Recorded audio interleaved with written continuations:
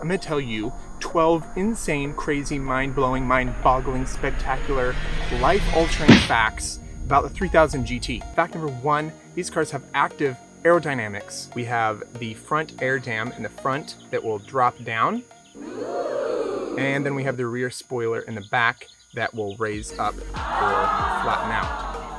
All right, number 2, we also have active exhaust. So with a button inside the car, you can determine whether you want your exhaust to be louder or you want your exhaust to be quieter.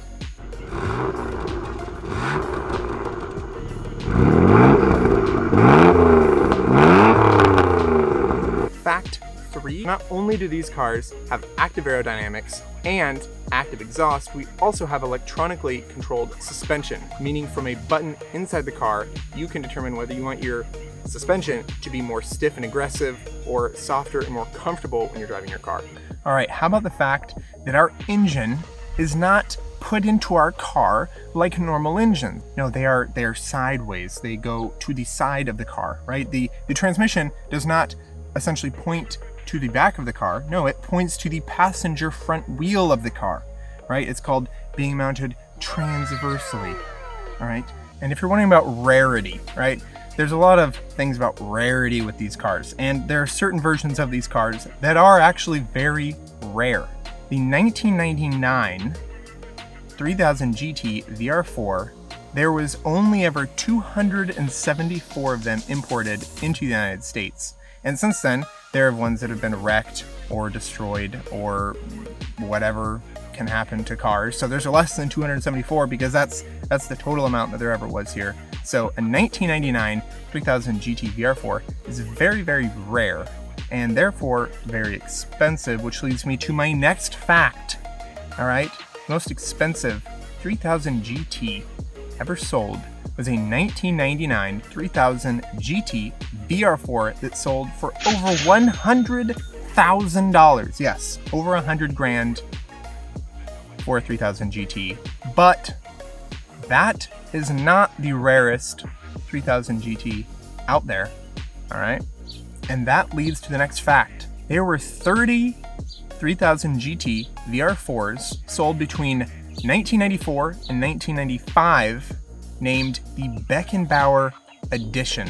And these were 30 special 3000 GT VR4s that were painted Lamborghini yellow, had a Remus Sport exhaust system, OZ Futuro wheels, a CNETS mobile phone system, and were numbered and signed by Beckenbauer.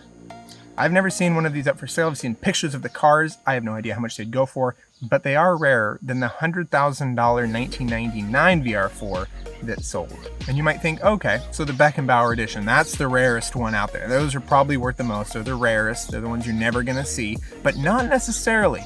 There are rumors. This is the next fact, which isn't actually a fact because it's more of a rumor, but there are rumors that there exists a twin turbo 3000 GT automatic. Yeah, you heard me right. An automatic twin turbo 3000 GT from the factory. All right, that's not, somebody didn't just go buy a VR4 and then throw an automatic transmission into it. This would have come from the factory and supposedly, possibly, maybe were made for Mitsubishi executives. And there are reports that people have seen this car parked out front of Mitsubishi dealerships in the United States. Now it is rumor. I don't have photo proof. I don't have, I really don't have any proof. It's just what I've seen online. People talking about that they have seen this automatic car. And if it's true, I would say that it's probably the rarest 3000 GT out there. Fact, the 3000 GT VR4 was more powerful than the Ferrari 348 of the time. Yeah, beat a Ferrari, right? A Ferrari, bitch. So, next time you see one of these cars, or you own one of these cars, and you see some guy pull up in a Ferrari, you can just tell him, yo, fuck off, all right? My car's better. There are convertible options for these cars. Back in the day, you could get a 3000 GT convertible, but they weren't convertible from Mitsubishi. These were actually normal 3000 GTs that were taken to ACS, because I don't remember the name, so I'm going to type it so it seems like I know what I'm talking about, right? They're actually taken to ACS And ACS took the stock car with the hard top and they cut the top off, and then they installed a convertible top that you could then go and buy, and you would have a convertible 3000 GT. But they didn't come from Mitsubishi convertible.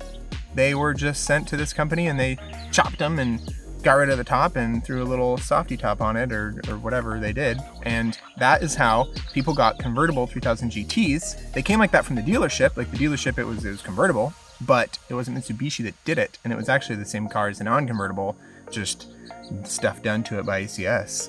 And they did it to a lot of other cars too.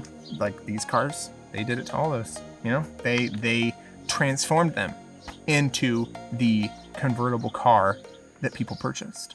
Last fact, last one, all right? Most important one. Don't click off, all right?